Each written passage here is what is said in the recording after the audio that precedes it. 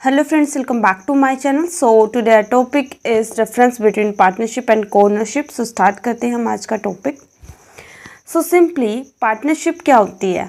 जब दो या दो से ज़्यादा लोग मिलकर किसी कॉमन पर्पस के लिए जो है पार्टनरशिप करते हैं, एक दूसरे के साथ जो है काम करते हैं, तो वो हमारा क्या होता है, पार्टनरशिप होता है.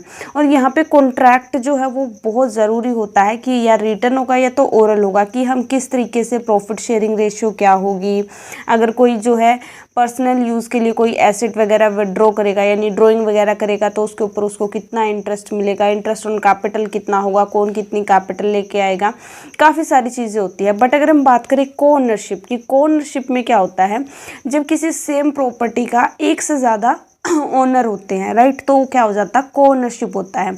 मान लो कि मैंने कोई गाड़ी परचेज करी, राइट, और मैंने और आपने क्या करा उसमें मतलब 50% पेमेंट आपने कर दी, 50% मैंने कर दी, तो हम दोनों उसके ओनर हैं. हम कह रहे कि जब आपको उसकी नीड होगी तो आप यूज़ कर लेना, जब मुझे नीड होगी तो मैं यूज़ कर लूँगी, तो हम दोनों उसके ओनर बन गए. तो ये क्या होगी, को ओनरशिप होगी, राइट. जब जो है सेम चीज़ के एक से ज़्यादा ओनर होंगे तो वो क्या हो जाएगी, को ओनर्स हो जाएंगे. और पार्टनरशिप क्या होती है हमारी, एक तरीके से जब दो या दो से ज़्यादा लोग मिलकर किसी कॉमन पर्पस के लिए बिजनेस करते हैं और उनका मेन पर्पस यहाँ पे होता है to earn a profit, right.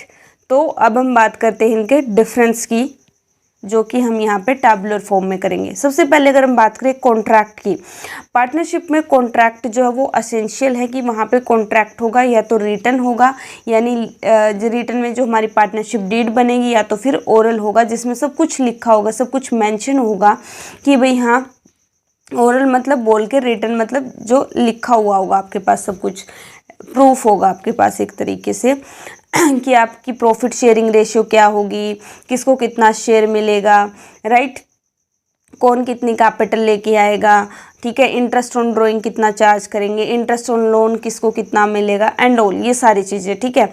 But अगर हम बात करें को ओनरशिप की, तो यहाँ पे कोई भी कॉन्ट्रैक्ट की कोई भी ज़रूरत नहीं होती. इसके बाद सेकंड पॉइंट क्या है, the object is to earn a profit from a lawful business and share it, कि यहाँ पे हम कोई भी ऐसी बात नहीं करें कि कोई हम इलीगल काम कर रहे हैं. जो भी आप लॉफुल बिजनेस कर रहे हो, ठीक है, जो लीगल बिजनेस कर रहे हो, आपका मेन प्रॉफिट मेन ऑब्जेक्टिव यहाँ पे क्या होता है कि आपने प्रॉफिट अर्न करना है. अब यहाँ पे अगर हम बात करें को ओनरशिप की, तो यहाँ पे ज़रूरी नहीं है कि आपका जो ऑब्जेक्टिव है वो प्रॉफिट अर्न करना ही हो.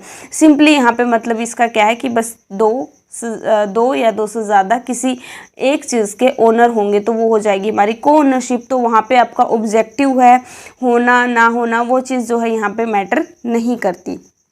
इसके बाद जो है नंबर्स ऑफ मेंबर कितने हो सकते हैं, तो पार्टनरशिप में रिस्ट्रिक्शन है कि लाइक जैसे मैक्सिमम कितने बंदे हो सकते हैं, तो जो है 2014 के अकॉर्डिंग रूल जो हमारा आया था उसके अकॉर्डिंग जो है पार्टनरशिप में मैक्सिमम पार्टनर हो सकते हैं 50, उससे ज़्यादा नहीं हो सकते. बट इन केस ऑफ को ओनरशिप जो है कितने भी मेंबर हो सकते हैं, यहाँ पे नंबर ऑफ को ओनर्स की हमें जो है कोई भी रिस्ट्रिक्शन नहीं होती.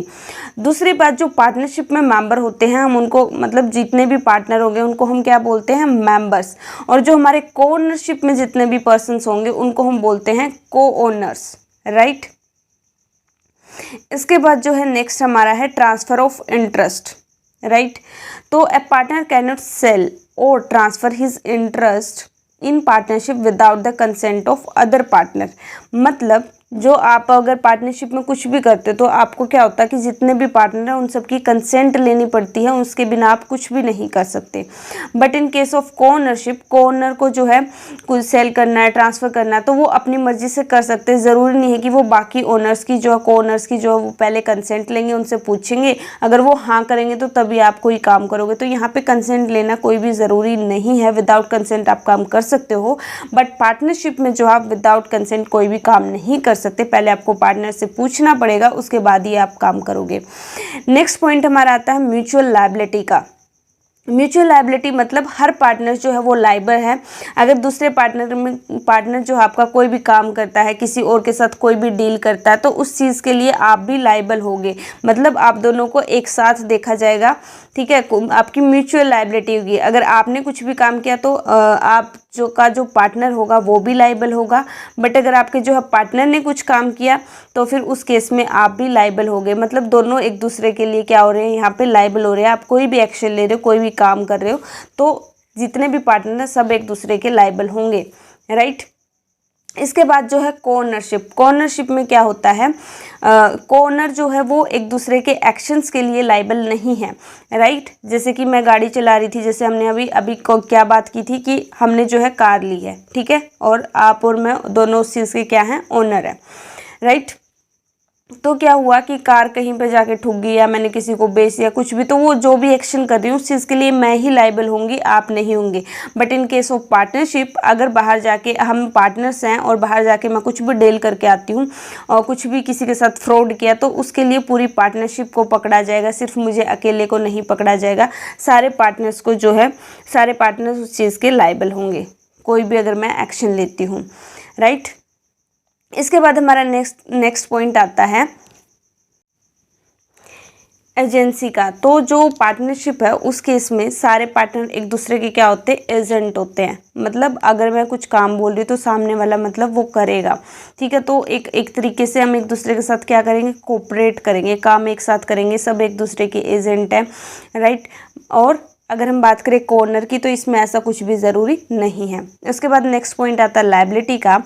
तो इन केस ऑफ पार्टनरशिप जो लायबिलिटी होती है पार्टनर की, वो क्या होती है, वो अनलिमिटेड होती है। मतलब कल को अगर लॉसेस वगैरह हो गए तो आपको अपने पर्सनल एसेट भी उसमें यूज़ करने पड़ेंगे, आपको घर से पैसा लेके आना पड़ेगा।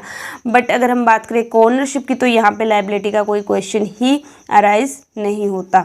इसके बाद डिवीज़न की अगर हम बात करें, तो पार्टनरशिप के केस में जो है, अगर पार्टनर जो है अपना शेयर क्विट करना चाहता है, मतलब पार्टनरशिप छोड़ना चाहता है, तो वो जो है उनको पहले नोटिस देके अपना शेयर जो है वो छोड़ सकता, बोल सकता कि हाँ भाई मुझे आगे फर्दर आपके साथ जो है पार्टनरशिप में काम नहीं करना। तो जब चाहे, कोई भी पार्टनर कंपलसरी नहीं होता उनको कि हाँ आपको साथ रहना ही रहना है, तो वो अब जब चाहे वो अपना शेयर को क्विट कर सकते हैं। बट इन केस ऑफ कोओनरशिप, उसमें क्या करोगे, जैसे आपकी जो भी प्रॉपर्टी होगी, मान लो आपने जो भी प्रॉपर्टी लिया, कोई भी एसेट लिया एक साथ, तो आप क्या करोगे, डिमांड करोगे अपने जो भी आपके साथ जो भी आपका पार्टनर होगा उसको बोलोगे कि भाई जो है, जो भी आपका कोओनर होगा कि आप मैं जो है चाहता हूँ कि हमारी प्रॉपर्टी अलग अलग हो जाए, तो आप इसको डिवाइड कर दो। जैसे कि आपको पता है फैमिली में होता है, जैसे कि दादा के 2 बेटे हैं, फिर ठीक है, तो वो क्या चाहते हैं, पहले वो साथ में रहते थे, जॉइंट फैमिली थी, अब वो अलग अलग होना चाहते हैं, तो वो अपनी प्रॉपर्टी को क्या करना चाहते हैं, डिवाइड करना चाहते हैं। तो वो वहाँ पे उस केस में क्या कर सकते हैं, अपना प्रॉपर्टी कि उनकी प्रॉपर्टी डिवाइड की जाए, वो डिमांड कर सकते हैं और अपना शेयर उनको फिर मिल जाएगा, ठीक है। तो इसमें वो जब मर्जी डिमांड कर सकते हैं कि उनका शेयर उनको मिलना चाहिए एंड ऑल, ठीक है। तो ये था हमारा डिफरेंस बिटवीन पार्टनरशिप एंड कोओनरशिप, जो कि मैंने आपको यहाँ पे सारे पॉइंट बता दिए हैं। फिर so guys, thank you so much for watching this video. Please like, share and subscribe. Bye bye, take care, have a good day.